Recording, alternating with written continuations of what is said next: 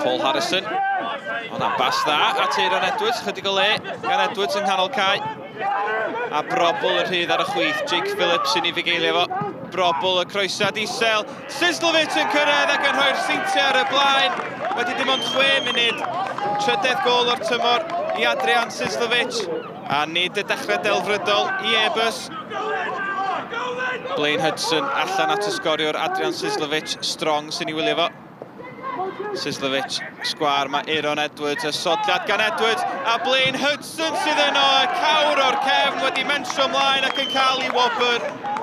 17 o funudau ar y cloc, gol gyntaf tymor i Hudson, oedd y sodliad na'n hyfryd gan Edwards.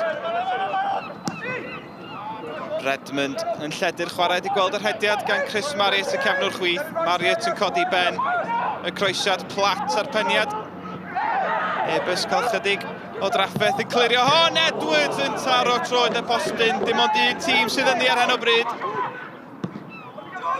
Sislowicz pas dda at Brobl. Phillips ar draws ond Brobl yn torri tu fewn. Ryan Brobl yn rhwydo'r drydedd yn llawer rhy hawdd. Dim ond 26 munud wedi chwarae. 4edd gol o'r tymor i Ryan Brobl. Mae'n bosib deud bod y gêm ar ben yn barod.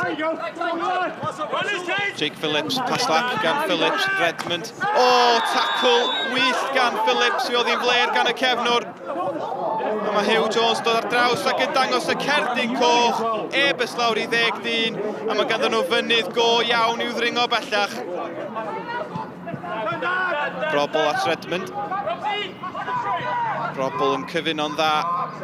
Yn codi ben, di gweld rhediad Adrian Sislowicz. A Sislowicz yn gorffen yn hyfryd gyda tu allan i'w droed. 4edd i'r Seintiau, ail Sislowicz. Y bas yn dda gan Brobl. Sislowicz yn gwneud y gweddill. Brobl yn troi. Yn llithro'r bas at dyn Ebi. Ebi'n troi yn ei gosod ti. Redmond yn taro'r trawst. O, maen nhw'n mwynhau eu hunain rwan. Nembad at Harrington, digonedd o le gan y Seintiau. Dyn yn ychwanegol hefyd, cofiwch, Sislowicz yn gwibio heibio i strong. Dynnu hi nôl, Edwards yn sgorio'r 5ed. Mae'n embaras i Dave Steen O'Shaughnessy erbyn hyn. 5 i ddim. Funudau cyn yr egwyl a Sislowicz, wel, mae o'r dan pnawn ma. Nembad at Adrian Sislowicz. Yr asgellwr yn dechrau'r ail hanner fel y gorffennodd o'r hanner cyntaf. Croesiad yn un da, Greg Draper ar peniad. Newydd ddod ymlaen fel eilydd ar yr egwyl, a Greg Draper yn sgorio gyda gyffyrddiad cyntaf, y 6ed i'r Seintiau. Aaron Edwards, yr un da gyda Adrian Sislowicz, Ryan Harrington yn rhydd ar y dde. Y croesiad isel, mae'n gwiroddi ar Edwards, 7 i'r Seintiau, a fel gêm ymarfer iddyn nhw bellach. Elfen o look yn hwnna, mae'n llawer rhy hawdd iddyn nhw. Marriott at Redmond.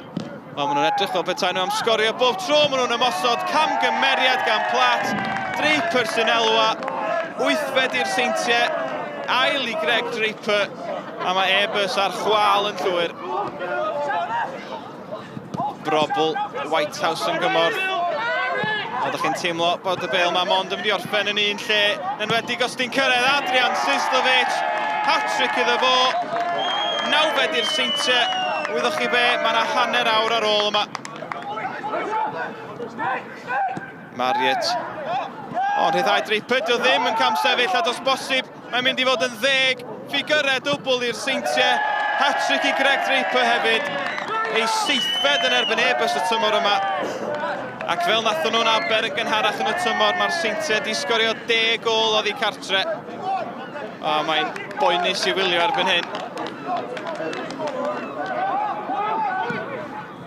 Redmond yn rhyddhau Greg Draper. 2 o chwaraewyr Airbus yn ei fugeilio fo. Os bosib o hynny'n golygu bod un chwaraewr yn rhydd. Adrian Sislowicz di hwnnw. 4edd gol Adrian Sislowicz. Dwi'n siŵr bod wedi creu tua tair hefyd. Ac os ti'n aros fel hyn, hon fydd y fuddugoliaeth fwyaf erioed oddi cartre yn uwch gymryd Cymru. Redmond yn cipio'r bas lac. Ac yn rhyddhau Curtis Byrne, os na ddeuddegfed I fod. Byrne, dwsin o goliau i'r Seintiau Newydd, a maen nhw'n hafal rwan ar record y Bari am y fuddugoliaeth fwyaf erioed yn uwchgyngred Cymru, ac wedi torri record am y fuddugoliaeth fwyaf oddi cartre. Llongwarchadau iddyn nhw, pnawn trychinebus I Airbus. It's nice, just said then, you know, it's sometimes this happens. We've had one earlier, Aberystwyth earlier on in the season, where you're attacking and you're crossing balls in and you can score at will, and that's what happened today. Every time we went forward, we were hungry, we were ruthless, and we were excellent in our decision making and our finishing. Having said that, obviously their sending off can change games, and I thought Airbus, they didn't throw the towel in.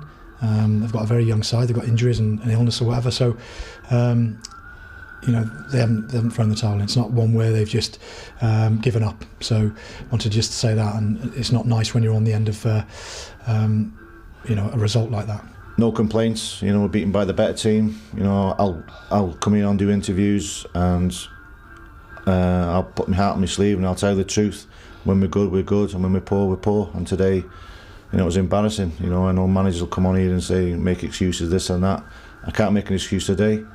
I think I'm honest, but that was totally embarrassing today. 12-0, I don't think you can complain about many things. We've done everything right, and everything that dropped for us, we seem to put it away. I think Mark Jones said the other day on the radio, people don't realise how hard it is to be a manager. I'm not far off walking, I'll be honest with you, but I've got a lot of pride, for a fact we'll be okay. So that's what, my pride will say, we carry on.